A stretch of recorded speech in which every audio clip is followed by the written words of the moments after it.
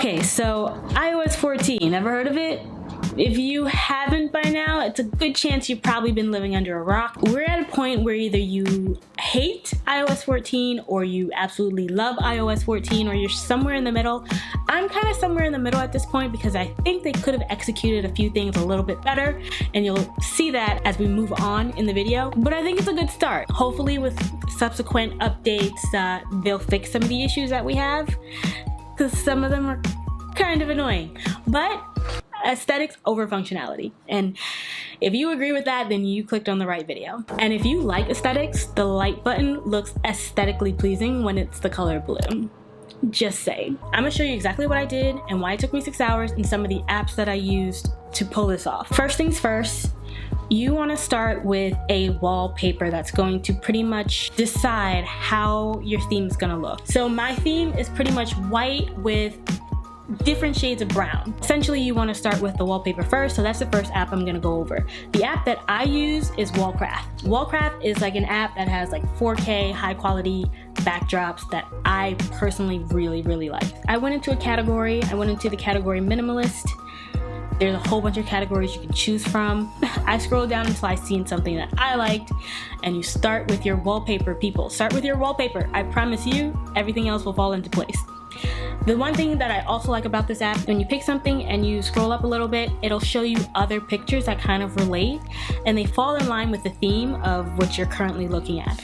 Once you pick out your wallpapers and some other images to go along with it, I would say to organize everything in your Photos app, okay? Create an album, organize it by widgets, organize it by wallpaper, and other things as well. It's gonna be a big importance later down the line.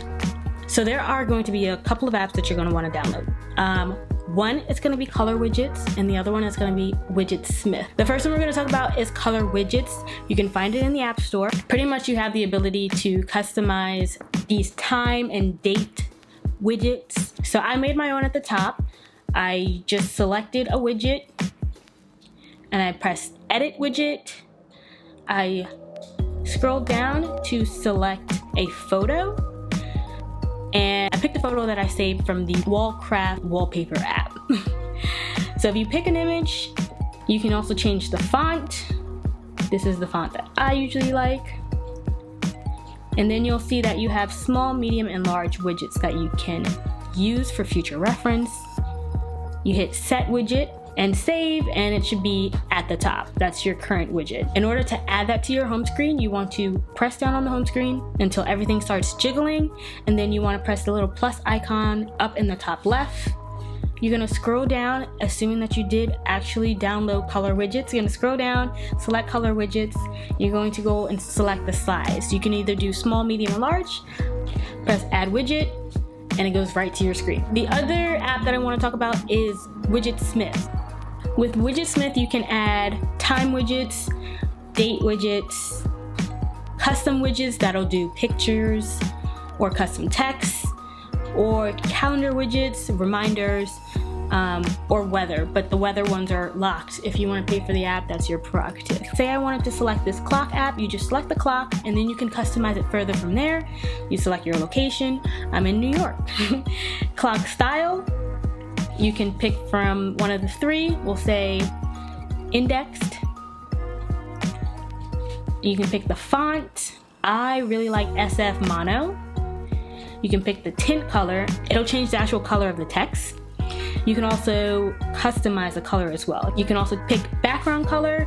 They give you these options. They're black, gray, white, etc. You can also pick a custom color, and then you can pick a border color if you want. You can do custom. I'm gonna do that as well. Pick custom, and I'm gonna actually pick one of the colors that I've used just to keep it consistent. You press the back button, and there you have your clock widget that you've customized to fit your aesthetic. You can name it, change the name if you want, and then hit save, and that's the widget. And the only thing you need to do to add it is press firmly on the home button, hit the add button, scroll down to WidgetSmith, scroll over to medium, add widget. In order to update the widget, if you don't like that particular one, you just hold it down, press edit widget, and then you can select from a whole bunch. You have your widget added to the screen. And you can do that with pictures as well. I recommend Pinterest for looking up anything blah blah blah aesthetic. That's pretty much all you gotta do.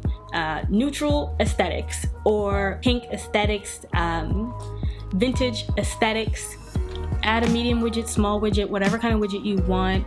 Click on it again, scroll down till you see photo. There's two types of photos. You can do either photo in an album, and this is what I was talking about in the beginning. The album option will circle through all the pictures that you put in that specific album, or you can do just a regular single photo. You select the photo and then you have another option pops up for you to select the actual photo. So I did coffee. Select the picture that I saved off of Pinterest and then hit back and then you press save.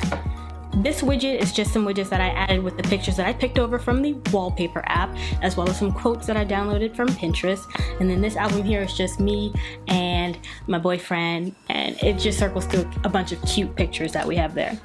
So that's pretty much the widgets. The hardest thing and the thing that people will probably most likely opt out of if aesthetics over functionality isn't your thing is doing the app customization. It's not easy and it's honestly not the smoothest process either. So if I open up one of these apps, you'll notice that it actually runs a shortcut app first and then it goes over into the app itself. So it's a little clunky. So if you open up the shortcuts app, you press the add button at the top, press add action, press scripting, press open app. You can choose an app. For now, I'll just choose Amazon because I already did that.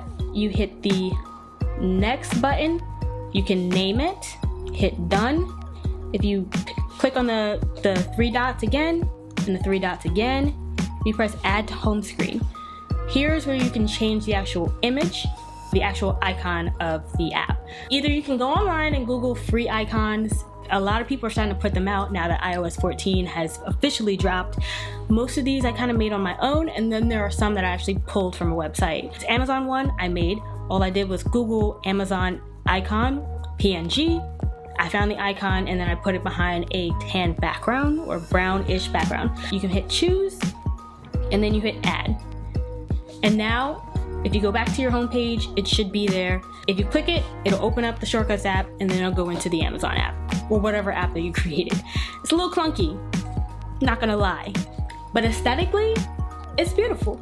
You don't get to see any of your notification bubbles. So that's pretty much everything that I did to get my phone to look the way it does. If you liked this video, I would aesthetically hit that like button. It turns blue and it looks better that way. Smash that like button. And also, if you feel like subscribing, why not? I have videos coming every Sunday. I'm all about aesthetics, and I'll catch you guys in my next one. Peace.